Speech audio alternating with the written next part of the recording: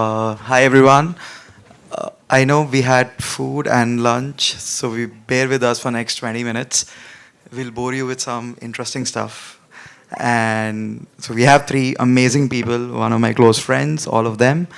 And uh, the best part is all come from business families from Asia, Gulf, India, of course, India and Thailand. And so I think I'll just straight shoot questions to you guys. Um, as we are in FOST, first of all, I want to ask, how's your New York experience in Unga week for last 3 days, 4 days? How do you feel being in Unga? Well, first of all, It's the first time of his, yeah. yes. First of all, yeah, I'd like to thank you, Dhruv, for having me here. It's a wonderful opportunity to come here to the UN, talk about such an important topic in regards to family offices. And family offices is the backbone of many economies around the world. And it's fun here to of course, engage with our partners and my panelists from different parts of the world, and to experience like the structure of family offices. How's your last 2 days show? Wow, fantastic, right? So firstly, amazing to be in Yunga, representing diversity, representing the goals, and most importantly, having the opportunity to interact with such bright minds who bring in so many different values, so many different cultural nuances, and so many different lessons. Because I think one of the most important things which Unga does is allow collaboration to foster in the most disruptive way. And I think that's what family offices should be doing, is that it's not about generational wealth, but how do you disrupt generational wealth to create a legacy of your own? So I think it's been an exciting 2 days so far. Rajan? No, very similar experience, but I think, ultimately it's about the human connection. Correct. And I think, being here, discussing subjects that connect, the human race together around challenges as well as opportunities, and see how families can play a role in making that change happen, because holding still to your values is so key as a family, but I think more importantly, it is also about creating the right impact in the right ways. So very exciting 2 days which have been here, but thank you, Dhruv, for having us all here Thank together. you to Sergio, the old man, Yes. and the young man Thank too. you, Sergio. And Lawrence. So yeah, I think I'll just go straight away to the question. So as families, you come from various legacy of families. You've been investing in all traditional assets. Now, for the next decade, how, as a family office or personally, you've been allocating your money in new age technologies, businesses, from climate to sustainability to AI to renewables, energy. So how do you, what's your take on that? I know Shom runs a big supply chain business where how do you put sustainability, which is so, it's a backbone for the economy. So what's your take on that? Yeah. Thank you so much, Dhruv, for the question. Firstly, when we talk about family offices, what the panel is about, one of the things is what you've inherited and how you take that inheritance forward. Honestly, I inherited values because I come from a pretty large family that was very wealthy, but I'm a first gen. I came out of a family of doctors and landowners and engineers and scientists and decided to be an entrepreneur. So that's the first level of disruption. And when you're disrupting, it's very important to align yourself with vision and goals. Now, your vision is not to just create a great business to make money, but the people who are rich and wealthy, there's a very fine line. Wealth comes from values. Wealth comes from looking out for impact, which Rajan talks about. And that's what supply chain is about. Because if you see, some of the SDG goals, especially when it comes to economy and when it comes to environment, are very well aligned, right? So in economy, the three very critical goals is innovation, infrastructure, and industry. And that very well aligns with how you do responsible sourcing, which is consumption, and how do you deploy that consumption. And all of that is linked back to energy, which impacts climate. Trade has existed for 500 years. It's called the Silk Route of any ecosystem. over time, you're constantly disrupting it, and that's what we did with the ciders, right? So we built in technology to disrupt old trade methods into new economical viable channels, so we could enable some of the largest FMCG companies in the world access new markets in the most sustainable way. So we brought in automation through implementation of middleware technologies to allow consumers to gain insights and reach brands in the fastest route and the lowest cost. The moment you save cost, you're basically implementing and bringing innovation to save infrastructure costs, right? Today, when you see assets, there are large assets that are allocated everywhere. You have sitting real estate. How do you do innovation on real estate? If you start buying and not deploying what is already existing, then you're just adding more to the climate. So we identified partner ecosystem where they have existing real estate, implemented our automation, and built in a smart supply chain model. So today, we're connecting 150 brands in 20 countries by using less than 200 people, all driven through technology and innovation. And every warehouse is sustainably powered through solar. That's how you impact environment. So goals, vision, alignment of that is what creates long-term wealth and legacy, if I answered that. No, absolutely. And Rajan, your family has been from Thailand, India, built various brick and mortar businesses from manufacturing, commodities, etc., etc. And last 10 years, with the whole digital influx, you have built Jet Synthesis, which is one of the foremost media, entertainment, and sports businesses. And as coming back to the topic, you're already doing it. What my question was that next 10 years, looking out for these new age technologies. So, what is your take on that, and how's Jet is empowering the ecosystem around it, apart from investing in it? No, thanks, Dhruv. I think you answered a large part of the question through your comments. But I come from a 90-year-old third generational business family, and while we were looking at what gives stability to us as your traditional businesses, and even as you're talking how family offices think about it, is your traditional businesses, and you see how those can be incrementally grown. And then the growth comes from, either innovation or disruption. And while we were allocating capital to building more production lines and kind of growing that capacity, I realized that the consumers were continuing to move, but we were investing in more marketing to play catch up to consumers.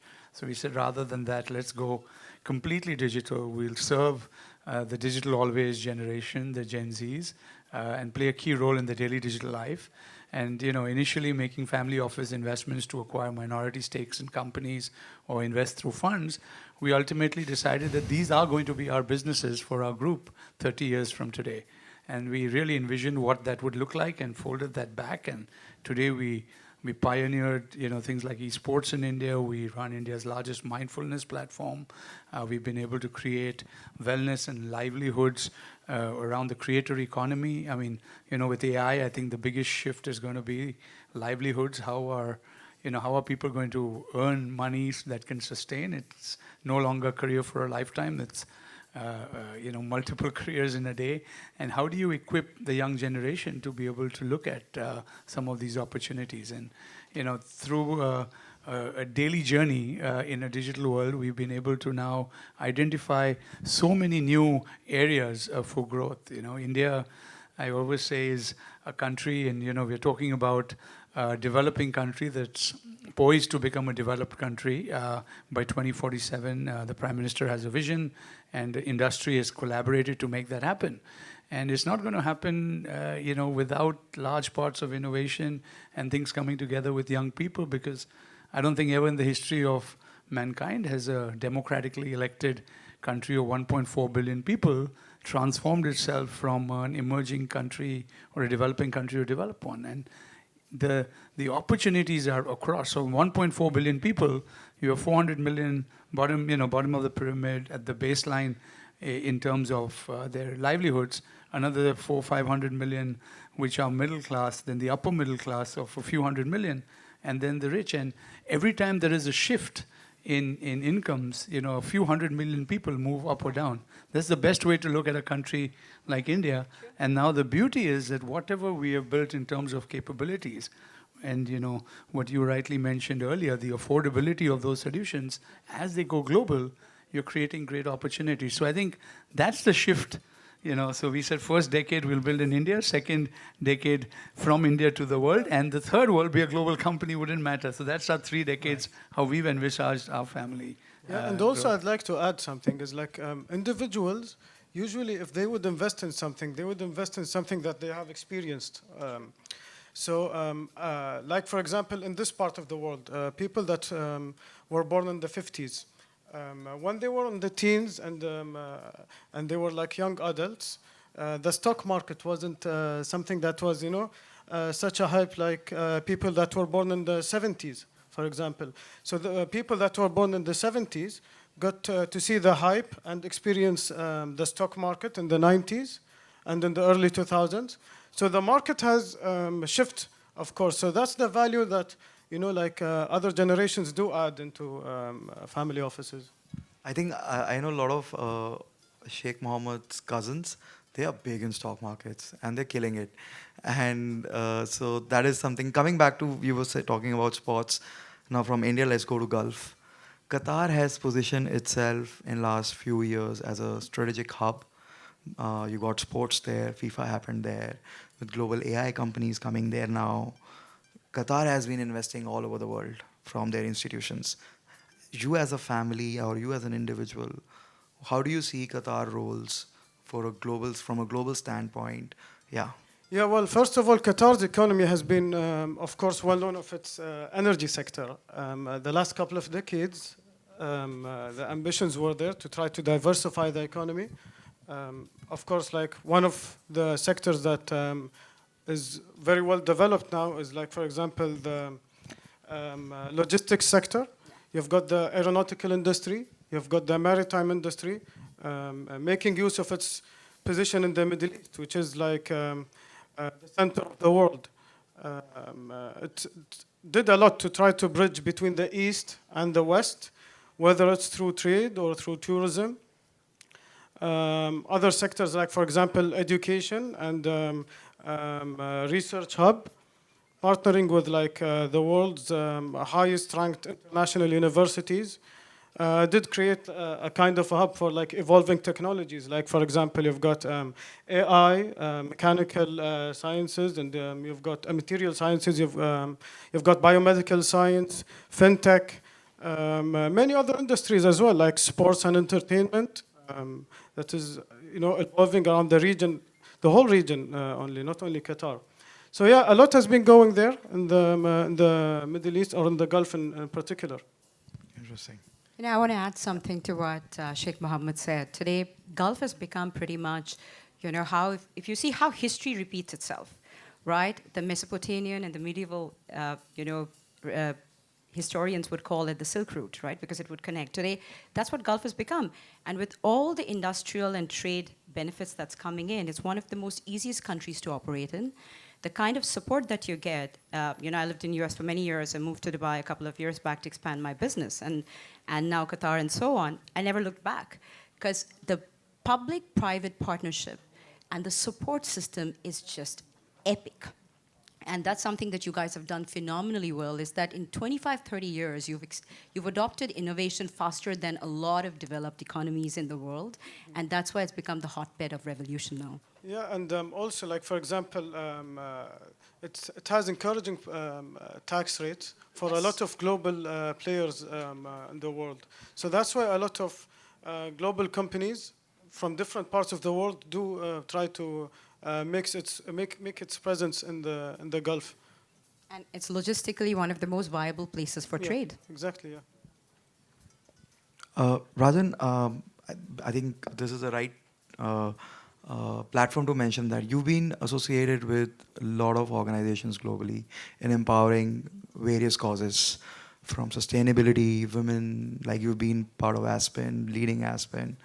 What is your take for emerging economies you've been working with for on the sustainability side with World Economic Forum or Aspen, which you're part of? So give your few pointers on that. Yeah, no, I think, interestingly, you found a lot of foundations and corporates actually taking large part of the responsibility to shape the entire areas around sustainability. What we did is, again, in a digitally empowered society, I think the role of an individual is so key in making that difference, right? It's that little thing that counts.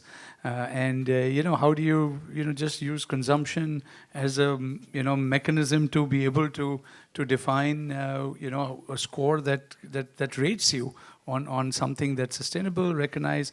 And I think these are the kind of movements that we've been able to see at scale that is happening in many countries where the digital empowerment is very strong.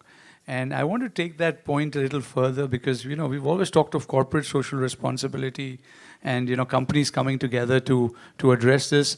We have an individual social responsibility platform, but, family social responsibility is probably one that's something we would like to propose because, family is one unit where values, go from one generation to another.